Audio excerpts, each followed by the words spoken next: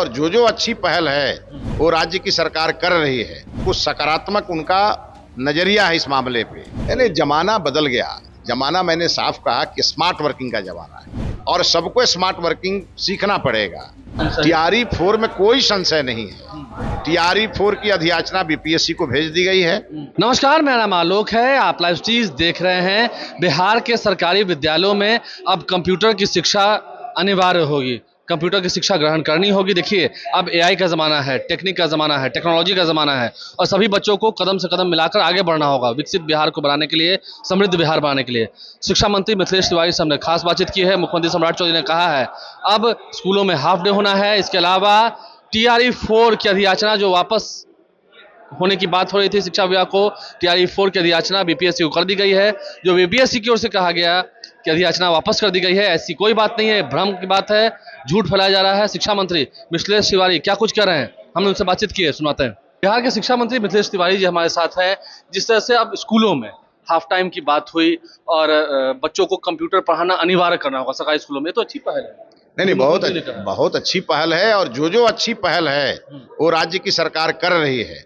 माननीय मुख्यमंत्री जी का पूरा इसको सकारात्मक उनका नजरिया है इस मामले पे और इसीलिए हम लोग अपने विभागीय स्तर पर उसकी तैयारी कर रहे हैं और तैयारी करके उसका नोटिफिकेशन भी शीघ्रता से शीघ्र करेंगे। ये हाफ डे वाला आज से कल तक में हो जाएगा? हाँ, जल्दी करेंगे।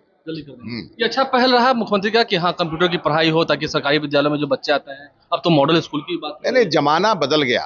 जमाना मैंने साफ कहा कि स्मार्ट वर्किंग का जमाना है और सबको स्मार्ट वर्किंग सीखना पड़ेगा, क्योंकि आपको वैश्विक मंच पे जाकर के और बिहार को कंप्लीट करना है। तो आप जब ये जानेंगे ही नहीं, आप डिजिटल युग से दूर रहेंगे तो अब चलेगा नहीं चलेगा। और इसीलिए माननीय मुख्यमंत्री जी की इच्छा है, वो 2 बार कह चुके हैं हमको कि आप अपने शिक्षा विभाग में भी कंप्यूटर को अनिवार्य एजुकेशन में लागू कीजिए। उस दिशा में हमारे यहाँ संचिका बढ़ गई है। हम उसकी पूरी समीक्षा कर रहे हैं कि हमें क्या क्या करना पड़ेगा और हमें किस किस प्रकार की तैयारी करनी पड़ेगी, और इसको हमने पहले से ही विचार करके रखा था।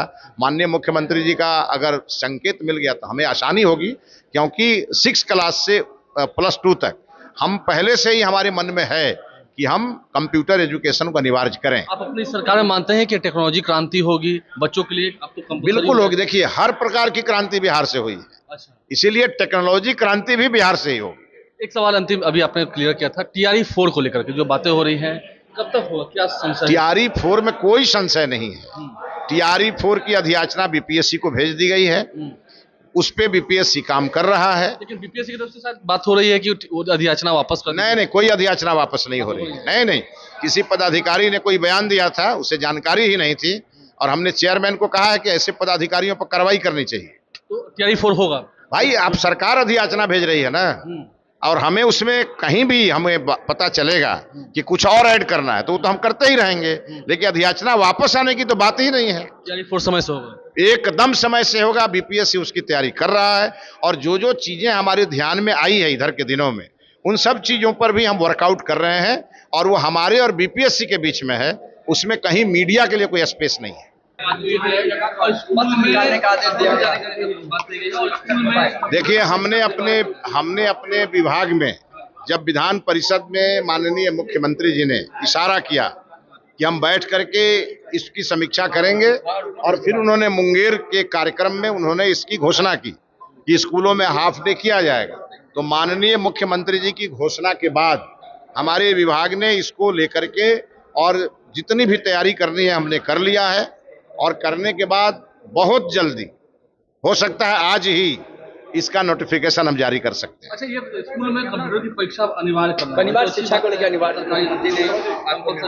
नहीं, हमारी तैयारी चल रही है। क्लास 6 ऑनवर्ड, हम क्लास 6 से ऊपर के +2 तक के सभी विद्यालयों में कंप्यूटर को अनिवार्य करने जा रहे हैं। माननीय मुख्यमंत्री जी ने इसको लेकर के बहुत गंभीरता दिखाई है। इसके लिए माननीय मुख्यमंत्री जी का हम अभिनंदन करते हैं और हमारे विभाग में इसको लेकर तैयारी चल रही है। इसको लेकर के जो भी तैयारी हमको करना है हम कर लेंगे और उसके बाद इसको लागू करेंगे। ये और पीएस स्मार्ट होनी चाहिए। टीआरई 4 की कोई संशय नहीं है। टीआरई 4 की अधियाचना बीपीएससी को चली गई है। हाँ, नहीं, फिर से क्या, एक बार जो अधियाचना गई है वही गई है, और ये खबरें भ्रामक है कि अधियाचना लौटाई गई है, ऐसी कोई सूचना नहीं है।